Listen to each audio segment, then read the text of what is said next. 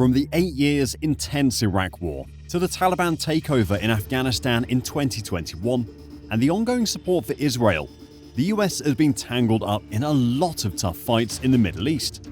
They backed rebel groups against Assad in Syria and joined Saudi Arabia in the Yemen war. The US's involvement has caused big consequences, especially with UN resolutions trying to sort things out in the region. But has the Middle East had more than its share of trouble because of America's involvement? Before the outbreak of World War I, the US was hardly involved in the Middle East. The only ties they had were purely commercial connections. In the 19th century, President Andrew Jackson played a pivotal role in laying some of the foundational diplomatic groundwork. In 1833, Jackson established formal diplomatic ties with the Sultan of Muscat and Oman. This diplomatic maneuver had underlying motivations, as the Sultan viewed the United States as a potential counterbalance to the overwhelming regional influence exerted by Britain. Some people may not remember, but the history of American involvement in the Middle East is marked by several significant agreements. These agreements were legally binding and underscored a growing American interest in controlling Middle Eastern energy resources, particularly oil. So, what were these agreements? The Red Line Agreement of the late 1920s aimed to restrict the supply of petroleum and ensured that major oil companies, primarily American, controlled oil prices in the global market. Then there was the Anglo-American Petroleum Agreement of 1944. It involved negotiations between the United States and Britain. Both nations wanted to control the distribution of Middle Eastern oil. US dreams for the future were revealed when President Franklin Roosevelt told the British ambassador that Persian oil is yours. We share the oil of Iraq and Kuwait. As for Saudi Arabian oil, it's ours. Because the Middle East is geopolitically located at the center of Europe, Asia, and Africa, it became a region of great strategic importance after World War II.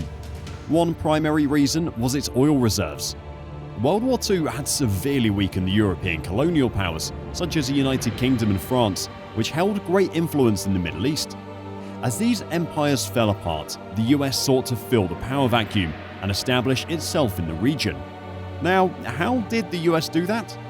Well, the onset of the Cold War between the United States and the Soviet Union led to the development of the Truman Doctrine, a US foreign policy to contain the spread of communism. The Middle East became a significant battleground in this ideological struggle. The US provided military and economic assistance to countries in the region to prevent the spread of communism, which further solidified its presence. As a result, the US established military bases in several Middle Eastern countries, such as Saudi Arabia and Turkey. The United States supported various Middle Eastern governments that aligned with its interests, even if they were authoritarian. This support often included military aid, economic assistance, and diplomatic backing, as seen in the cases like Iran, Israel, Saudi Arabia, and Egypt. It's worth mentioning some key moments of American involvement in Syria and Iran. In 1946, Syria became independent.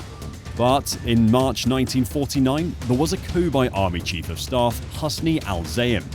Before the coup, Zayem held several meetings with CIA operatives, discussing his intentions to seize power. While it remains uncertain whether the US provided assistance as requested, Zayem's decisions strongly favored American interests. Zayem approved of the Trans-Arabian Pipeline, TAP line, an American initiative aimed at transporting Saudi Arabian oil to Mediterranean ports. The construction of TAP line had faced delays due to Syrian resistance. He improved relations with two key American allies, Israel and Turkey. He formally ended the 1948 Arab-Israeli War by signing an armistice with Israel. To keep the US happy, Zayem even cracked down on local communist movements. Moving on, America heavily involved itself in Iranian affairs. Mohammad Mossadegh, an opponent of foreign intervention in Iran, assumed the role of prime minister in 1951. He decided to nationalize the Iranian oil industry, which was previously a source of profits for Britain through the Anglo-Iranian Oil Company. To do this, he cut all diplomatic ties with Britain. But the Tsar of Iran, Mohammad Reza Pahlavi, feared that it would lead to an oil embargo, crippling Iran's economy. He was deeply concerned about the impact of Mossadegh's policies on the country. The Tsar exercised his constitutional right to request Mossadegh's resignation, but the Prime Minister refused, triggering national uprisings. In 1952, the British government asked the United States to help remove Mossadegh.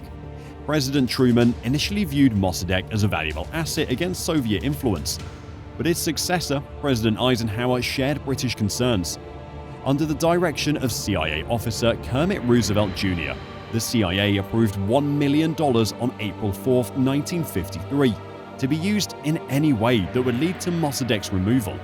After a failed attempt on August 15, 1953, General Fazlollah Zahedi succeeded, with the help of the United States and Britain, in overthrowing Mossadegh on August 19, 1953.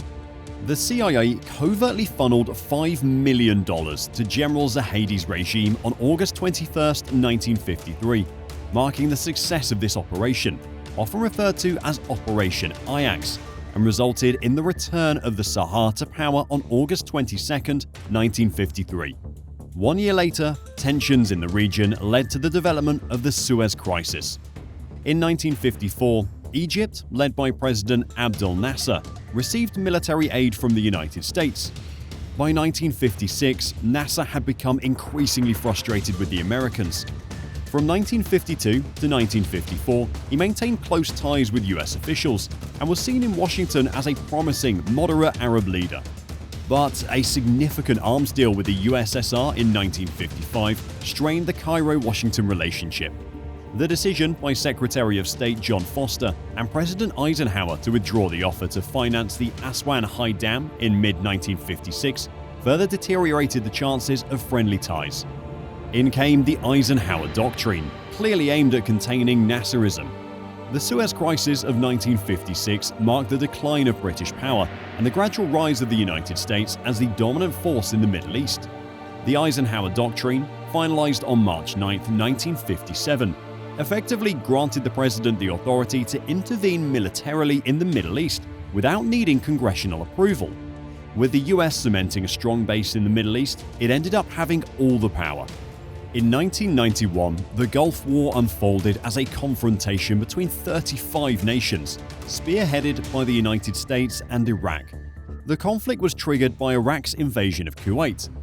Now says war with Iraq could begin at any moment. It took 6 months to come to this, but as It's important to note that Iraq had been a Cold War-era ally of the Soviet Union, which had limited relations with the United States. The United States, along with its allies, called for a meeting of the United Nations Security Council and subsequently adopted Resolution 660.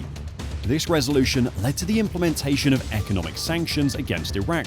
The Security Council passed sanctions, no more trade with Iraq, a boycott of Iraqi oil, a ban on arms sales, a ban on financial aid and investment.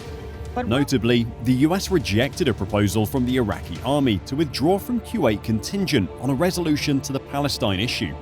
In response, the United States and its coalition partners resorted to military action in 1991, as authorized by Resolution 678.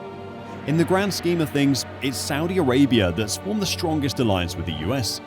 The roots of this alliance go back to 1945 with the signing of the Pact of Quincy that saw the United States safeguarding the Saud family in exchange for access to Saudi Arabia's vast oil reserves.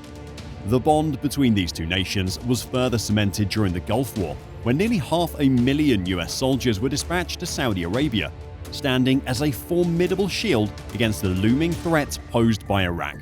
The history of US involvement in the Middle East is a tale of evolving relationships, shifting alliances, and geopolitical maneuvering that spans over a century. From its humble beginnings as a nation with limited engagement in the region, the United States has grown to become a dominant force with far-reaching influence on the Middle East political and economic landscape. As tensions in the region continue to grow big, will the US ever stop its meddling?